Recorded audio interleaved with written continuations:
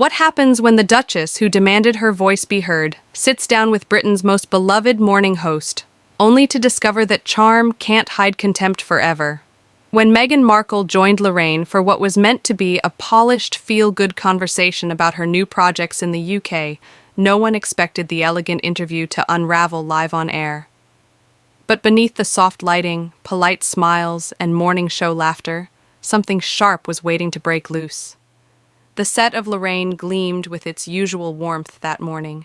Soft gold tones, flowers on the side table, and the gentle hum of cameras preparing for broadcast.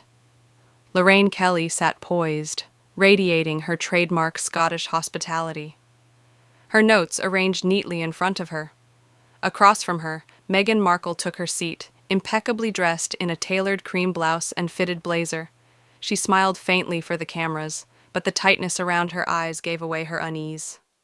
"Welcome back to the show, Meghan," Lorraine began with genuine warmth. "It's lovely to see you here in London again. How does it feel being back?" Meghan tilted her head slightly, her tone composed, but edged. "Well, Lorraine, it's always interesting to be back." She gave a small laugh that didn't quite reach her eyes. "I'm here for a charity award. You know, something meaningful, not for the spectacle people seem to crave." Lorraine's smile didn't waver, though she caught the faint sting in the words. "Yes, of course, the Global Women of Vision event," she said kindly. "Congratulations on your recognition. That must feel wonderful." "It does," Meghan replied coolly, crossing one leg over the other. "Although, I must say it's less about feeling wonderful and more about doing what matters. Awards come and go, Lorraine." "Purpose lasts," Lorraine nodded, her professional instinct telling her to steer gently. "That's lovely to hear. And of course, I think our viewers are always curious about how life has changed for you since leaving the royal family." Meghan cut in, her tone sharp but polished. "Well, I wouldn't call it leaving so much as evolving. People love that word leaving as if it was some grand escape. It's funny how the British press likes to dramatize everything, isn't it?" Lorraine blinked once, keeping her composure. "Well, I think there's certainly been interest. Yes, you and Harry have become quite the topic globally. Speaking of Harry, how is he doing these days?"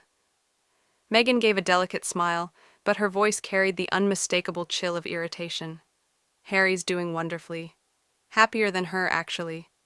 You know, it's almost amusing that people think they know more about my marriage than I do." The audience chuckled lightly, though the tone in the room shifted. Meghan's smile had become a little too tight, her words a little too pointed. Lorraine adjusted her chair slightly. "Well, that's reassuring to hear. You've both been through so much public scrutiny. There were some whispers about, perhaps distance between you two recently."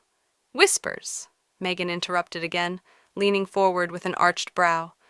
"Lorraine, with all due respect, people have been whispering about me since 2016. I can't spend my life responding to gossip from people who've never met me." Lorraine's jaw tightened ever so slightly, but her tone remained gentle. Of course. Still, I suppose it's natural that the public would wonder about someone so high profile. You do represent—" "I represent myself," Meghan interjected, her voice firmer now. "I don't represent a system, a title, or anyone's fantasy of who they think I should be." The audience fell silent. Lorraine took a slow breath, the rhythm of the interview already shifting out of her control. She offered a small laugh to ease the tension. "Well, that's certainly a strong perspective. Let's talk a bit about your life in the States, then. How has the move truly been? Are you enjoying California?" Meghan's eyes glimmered, and this time her smile turned almost smug. "Enjoying it? Oh, Lorraine, it's a completely different world. There's freedom there. Lightness. I wake up and don't feel like I'm being watched every second of the day. It's nice to be in a place where people don't judge you for breathing." Lorraine's brows lifted slightly. "That sounds lovely. Although I think many of our viewers might say Britain gave you a platform that helped you reach millions." "A platform?" Meghan repeated with a short, incredulous laugh. "I think I built my own platform long before anyone here paid attention. Let's not rewrite history." There was polite laughter from the audience, but the warmth had drained out of the air. Lorraine's expression stayed calm, her professionalism and armor against the creeping tension. "All right then," she said carefully. "Let's touch on something our viewers have been curious about for a while. Your relationship with the royal family. Have you had any contact with the Prince and Princess of Wales since everything?" Meghan exhaled through her nose, her voice syrupy sweet with a trace of disdain. "Oh, Lorraine, people are so obsessed with that question. The truth is, I'm not really interested in revisiting old dynamics. I wish them well, but I have my own life now, one that doesn't revolve around palace gossip or stiff family dinners." Lorraine gave a tight smile, glancing briefly at the camera. "Of course, I understand. Still, I think many would like to know if healing those relationships is something you'd ever consider." Meghan's tone turned icy. "Healing implies something's broken. I'm not the one who needs fixing, Lorraine." The room went dead silent. Even Lorraine's seasoned poise seemed to falter for half a second. She adjusted her papers, looking down, then back up with a faint, patient smile. "Well," she said softly, "I suppose everyone has their own truth." "Yes," Meghan replied smoothly, "and some of us have learned not to let others rewrite it for us." The tension hung in the air like a fog. Lorraine offered a closing smile for the segment. "We'll take a quick break," she said, her tone calm but clipped. "When we come back, we'll talk about Meghan's upcoming projects and perhaps her thoughts on a return to acting." The camera light dimmed. Meghan sat back, exhaling sharply through her nose. Lorraine looked at her quietly for a moment. Two women, polite smiles frozen, neither blinking first, and the audience knew without a word that the next segment wasn't going to be any softer.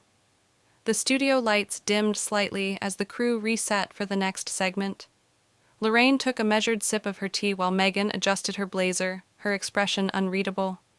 When the countdown hit 3, the signature Lorraine theme faded, and they were live again.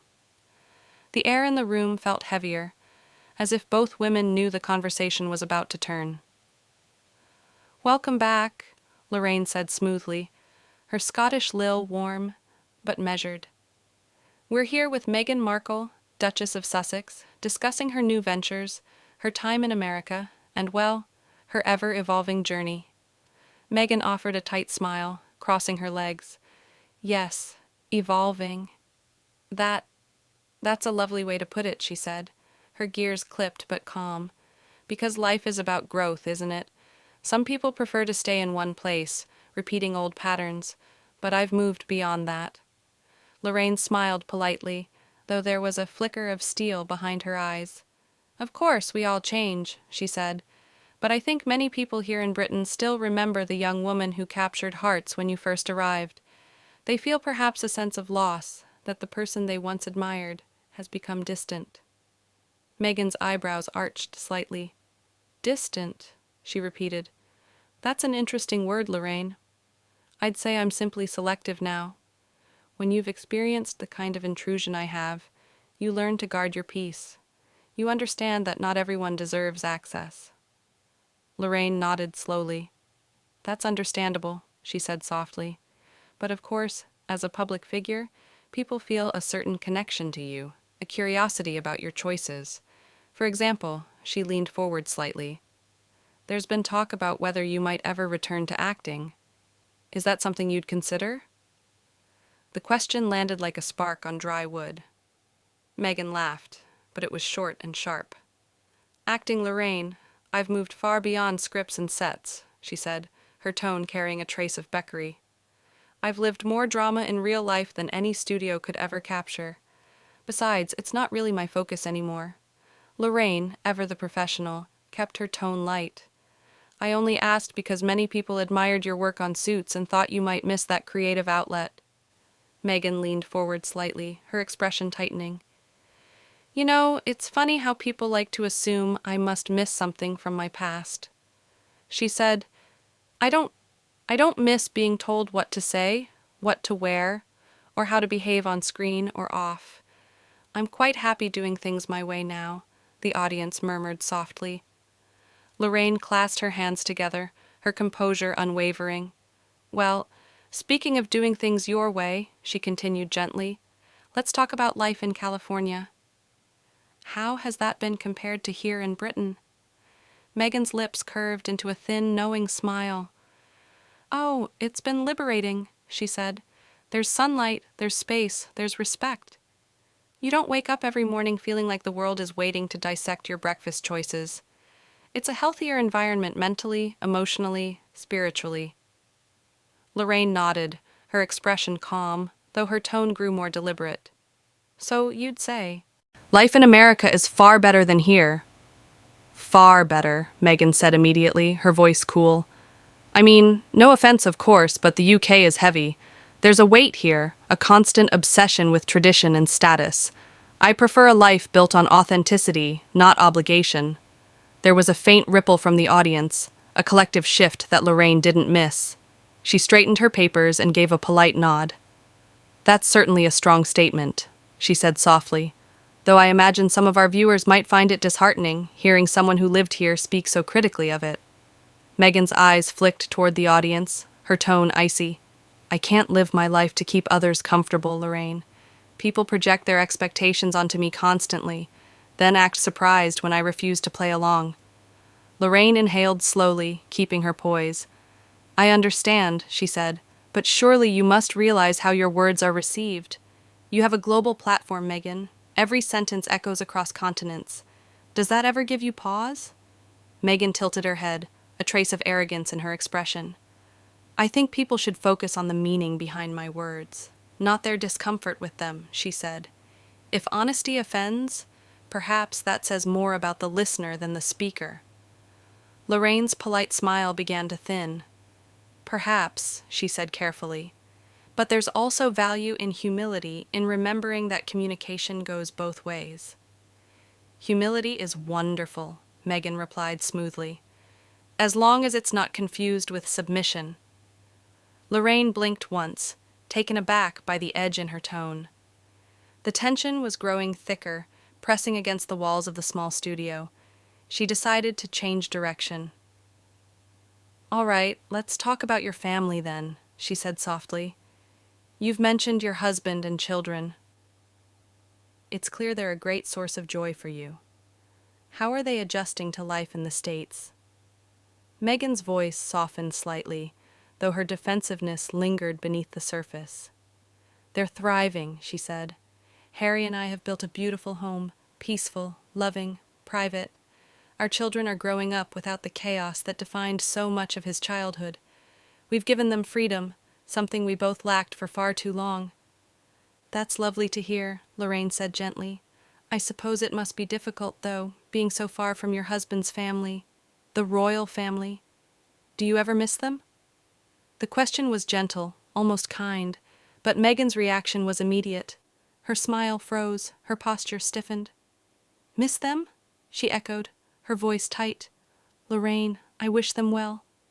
Truly, but my life isn't defined by palace walls or royal schedules anymore.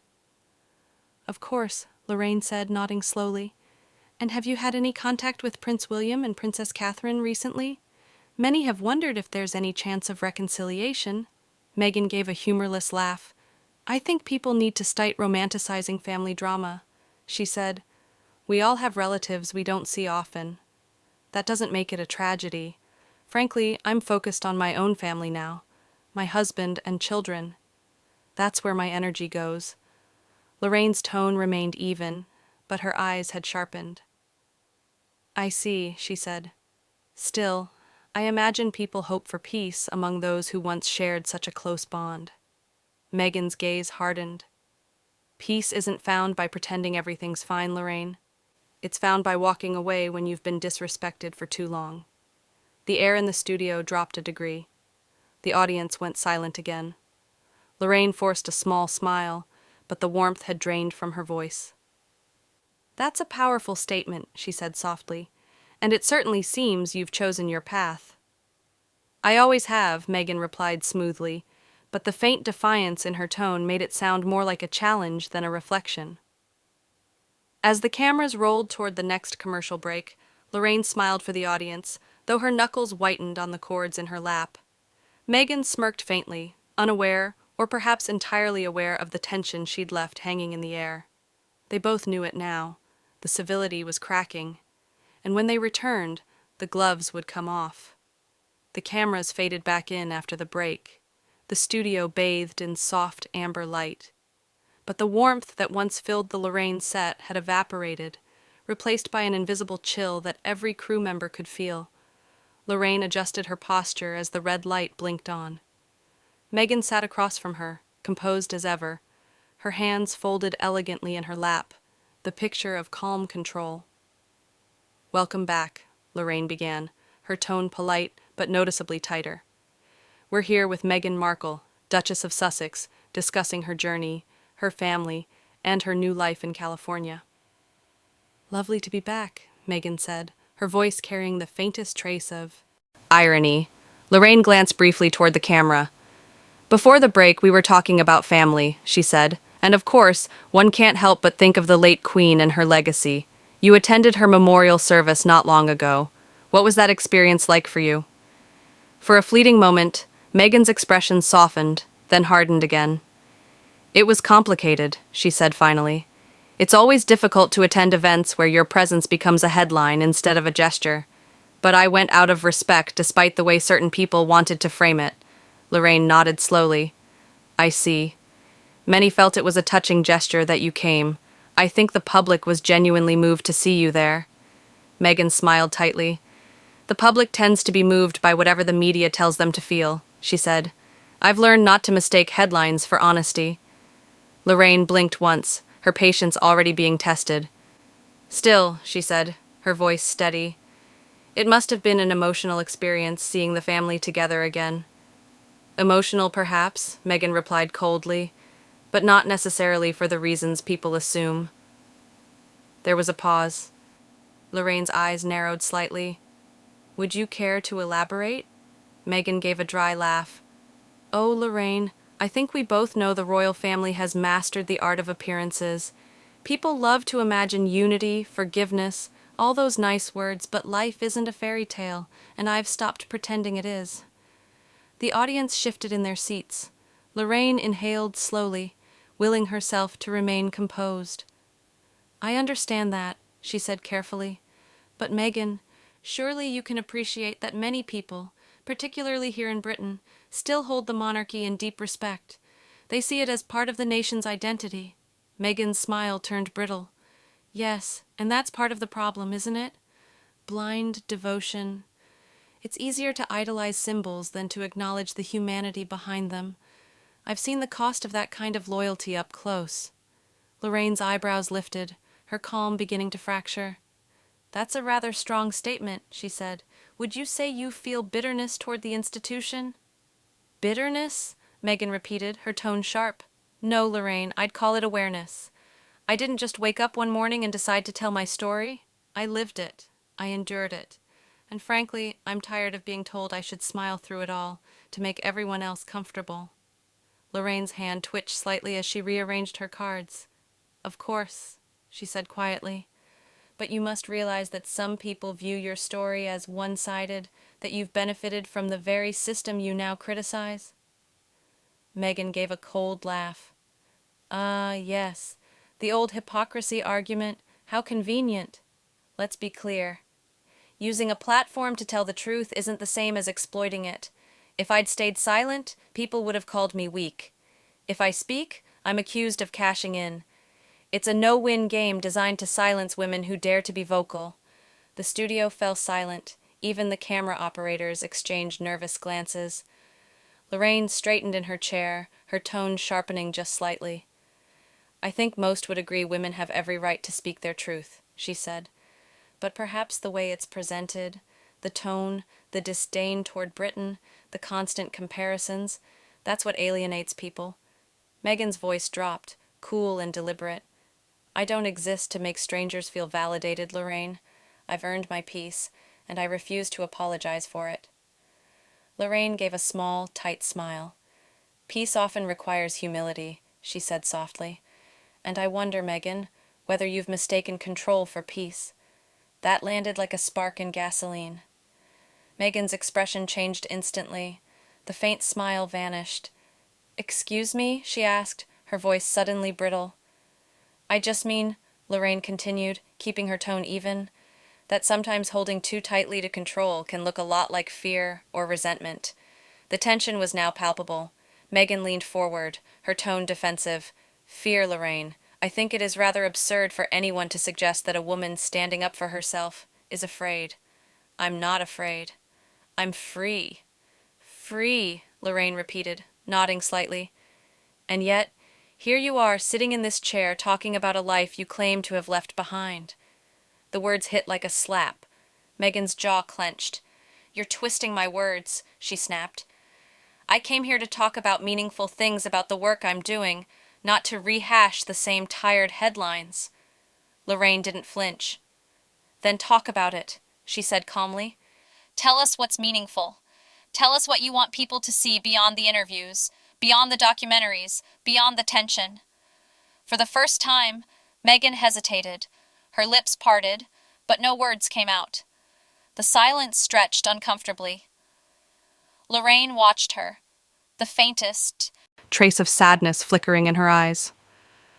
Perhaps, Lorraine said softly, it's easier to criticize than to connect. Meghan exhaled sharply through her nose, her mask cracking. You know, Lorraine, it's interesting how women interviewing women always find a way to make it sound like a competition or a character flaw. I expected better, Lorraine's tone cooled completely now. And I expected honesty, she said, not defensiveness. The audience shifted again, their murmurs barely audible.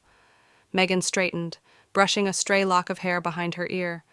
Her voice trembled slightly, but her words cut sharp. Maybe I shouldn't have come. Clearly, civility isn't your strong suit. Lorraine looked at her, calm but firm. Civility, she said evenly, isn't the same as indulgence. The red camera light flickered, signaling the final segment ahead. Meghan sat stiffly, her lips pressed into a tight line.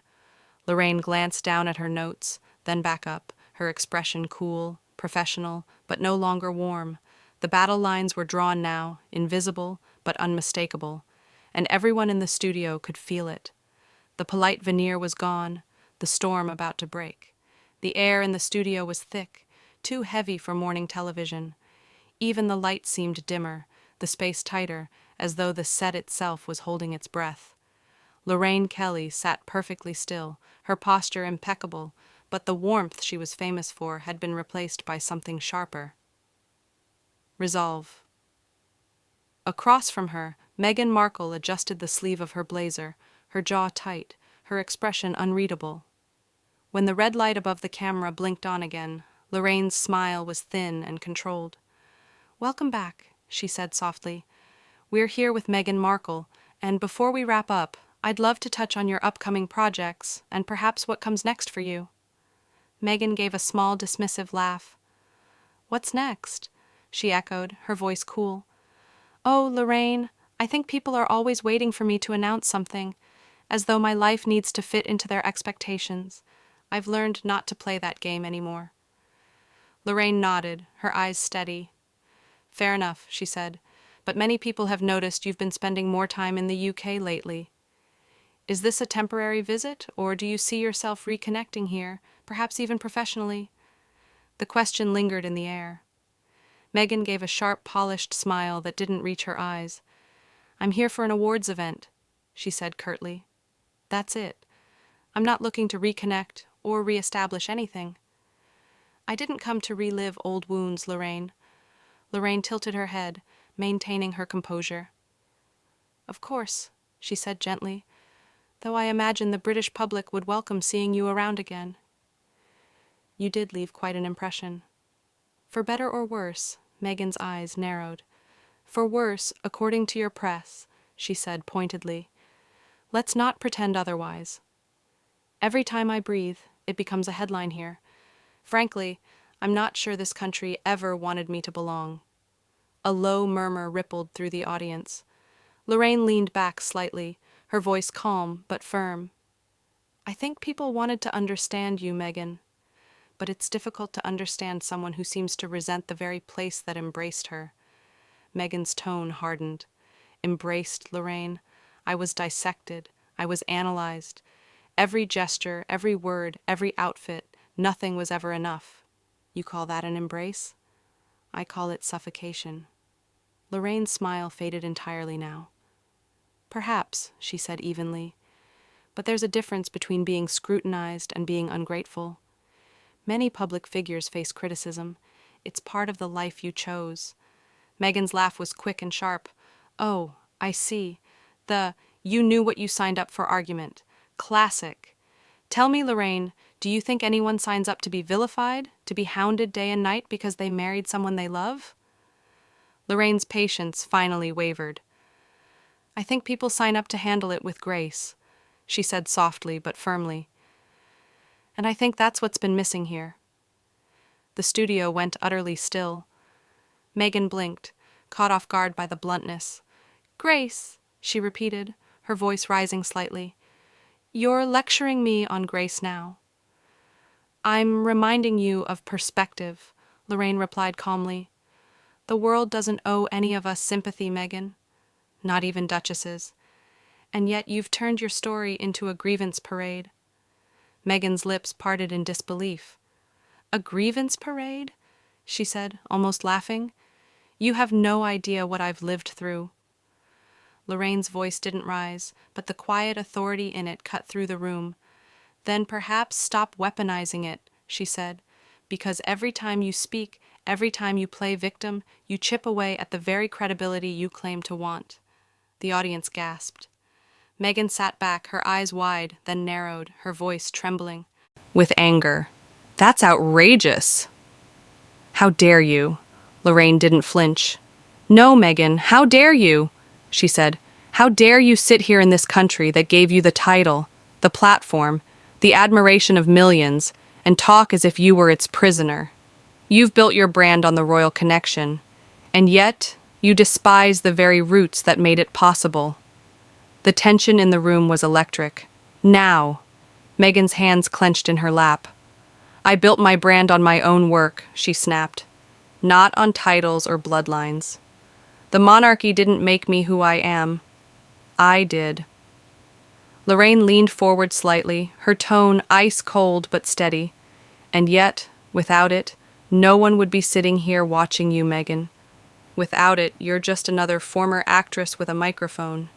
You can deny it all you want, but we both know that's the truth. Meghan's mouth fell open, shock flashing across her face. Then slowly, her expression hardened. That's enough, she said quietly, her voice trembling with fury. I didn't come here to be insulted. I didn't come here to indulge arrogance, Lorraine countered. The audience was frozen, the tension so thick it was almost suffocating. The two women stared at each other, the calm, seasoned host and the furious duchess, both unyielding, both too proud to blink first. Meghan finally reached up and tore off her microphone. The sound of the clip snapping echoed across the silent studio. This interview is over, she said flatly. I won't sit here and be disrespected on live television. Lane didn't move, didn't even raise her voice. That's your choice, she said simply. But walking away doesn't make you right, Meghan. It just proves everyone's point. Meghan stood abruptly, her chair scraping against the floor. The audience gasped as she turned on her heel and strode off set, her heels clicking sharply against the polished studio floor. A stagehand tried to follow her, but she waved them off, her shoulders rigid with indignation. Lorraine exhaled softly, her face composed, but her eyes tired. She looked directly into the camera, her professionalism returning like a shield. Ladies and gentlemen, she said evenly, I think that's where we'll leave it for today. Live television can be unpredictable and sometimes emotions run high. My apologies to those watching at home. A brief pause, then her voice softened. At the end of the day, we can only hope that honesty and humility find a way to meet. Thank you for joining us. We'll be right back after the break. The studio went silent, except for the faint hum of equipment. The camera's red light faded. Lorraine exhaled deeply, rubbing her temples. From somewhere backstage, a door slammed. Meghan was gone. Within minutes, clips of the meltdown began spreading online. Headlines would call it the interview that ended in flames. Lorraine Kelly would be praised for her composure, and Meghan Markle once again would be trending. Not for her causes, not for her charity work, but for a moment that revealed everything she tried to hide. The interview that was supposed to restore her image had instead shattered it live, unfiltered, and unforgettable.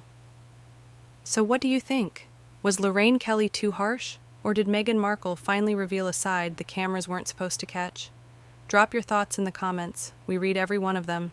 If you enjoyed this unbelievable showdown, don't forget to like this video, subscribe for more dramatic celebrity moments, and turn on notifications so you never miss the next explosive interview breakdown.